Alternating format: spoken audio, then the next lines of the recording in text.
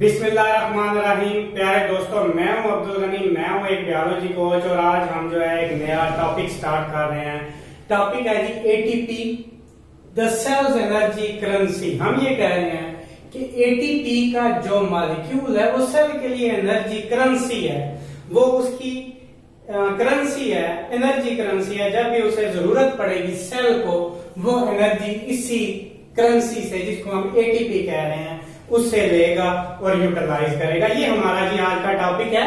Topic है ATP, the cell's energy currency. अब देखें, सेल को जब भी एनर्जी चाहिए होती है तो वो एटीपी से, एक मॉलिक्यूल है, न्यूक्लियोटाइड है, जिससे वो एनर्जी लेता है। The cell's energy currency is a nucleotide that is known as ATP.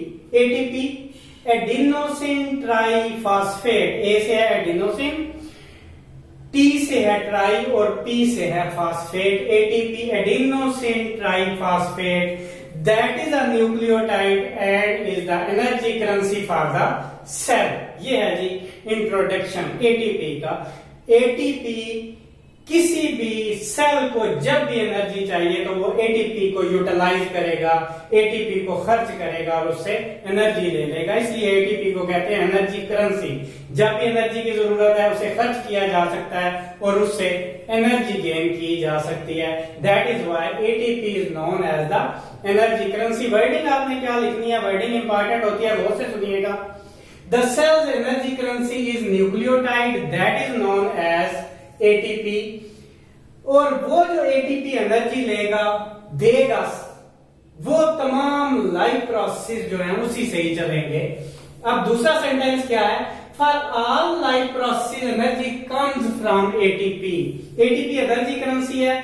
जिंदगी के जितने भी काम है, कोई लिविंग ऑर्गेनिज्म जो परफॉर्म करता है, वो सारे एनर्जी की मदद से ही होते हैं। वो एनर्जी कहां से आती है, एटीपी से आती है। For the movement, for the growth, for the production of RNA, for the production of DNA, for the production of anything in the body, the energy comes from ATP. इसी तरह कोई भी चीज जो है वो जिस्म के अंदर बननी है तो उसके लिए भी एनर्जी कहां से आएगी, एटीपी से आएगी। ये है जी एटीपी का इंट्रोडक्शन।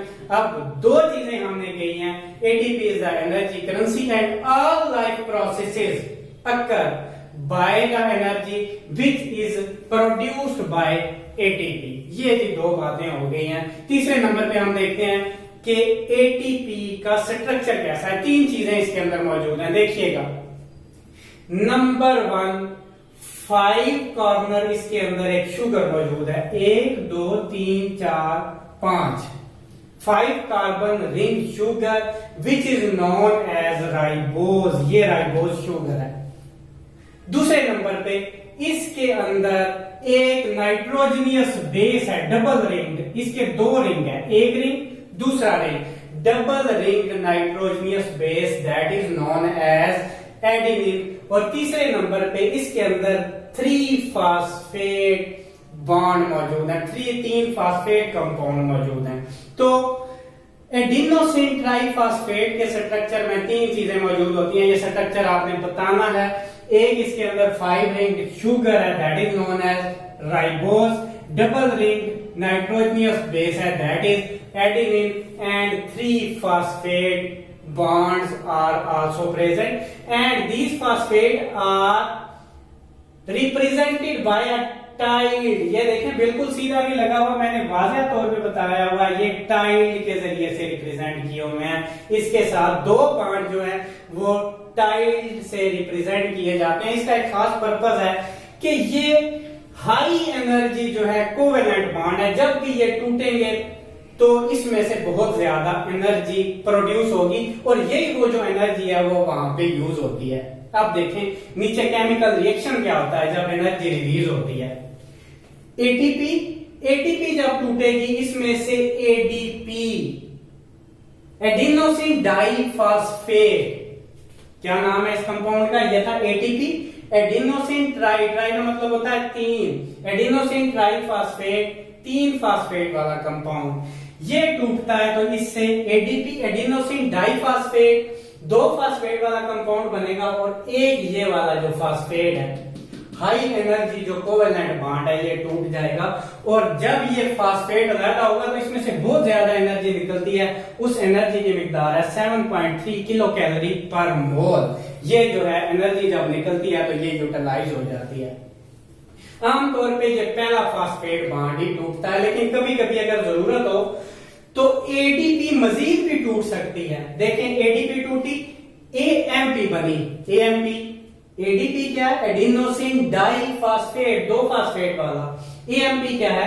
Adenosine monophosphate. इसके अंदर एक फास्फेट बच जाएगा और दूसरा फास्फेट यहां से अलहदा हो गया, और यहां से भी उतनी एनर्जी रिलीज हुई 7.3 किलो कैलोरी पर मोल। यहां तक आपको समझ आ गया होगा कि एटीपी एनर्जी करेंसी कैसे है। एटीपी टूटी, एडीपी बना, फास्फेट एक अलहदा हो गया, और अलहदा होने के बाद उसमें से एनर्जी निकली। ये एनर्जी थी जो हमने यूटिलाइज की जब सेल को जरूरत थी, लिविंग ऑर्गेनिज्म को जब भी जरूरत थी। एटीपी दोबारा भी टूट सकता है, एएमपी के अंदर और फास्फेट के अंदर दोबारा इसमें से एनर्जी रिलीज होगी, और 7.3 किलो कैलोरी पर मोल जो है इसमें से एनर्जी रिलीज होगी। ये है जी वो एनर्जी जो रिलीज होती है एटीपी से, और उसको हम यूटिलाइज करते हैं। इसलिए एटीपी को एनर्जी करेंसी कहते हैं कि जब भी एटीपी का मॉलिक्यूल टूटेगा उसमें से एनर्जी निकलेगी। अब हमने 3 चीजें डिस्कस की। हमने कहा कि एटीपी जो है वो एनर्जी करेंसी है। उस एनर्जी को, दूसरी बात हमने की, हम जब जरूरत होती है तमाम लाइफ फंक्शंस में उसी एनर्जी को यूटिलाइज करते हैं जो एटीपी से आ रही है। तीसरे नंबर पे हमने एटीपी का स्ट्रक्चर बताया, और फिर हमने वो बताया कि जब भी ये हाई एनर्जी बॉन्ड फास्फेट टूटेंगे उसमें से एनर्जी रिलीज होगी, और एनर्जी कितनी रिलीज होगी? 7.3 किलो कैलोरी पर मोल। अगला सवाल है, एटीपी से तो हमने एनर्जी ले ली और उससे हमने एडीपी भी बना लिया और फास्फेट भी बना लिया, तो आहिस्ता आहिस्ता एटीपी तो खत्म हो जानी चाहिए।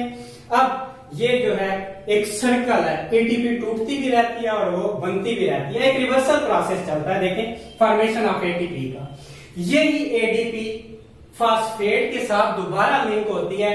इसके लिए हमें एनर्जी चाहिए। कितनी एनर्जी चाहिए? उतनी जितनी वहां से निकली थी, 7.3 किलो कैलोरी पर मोल।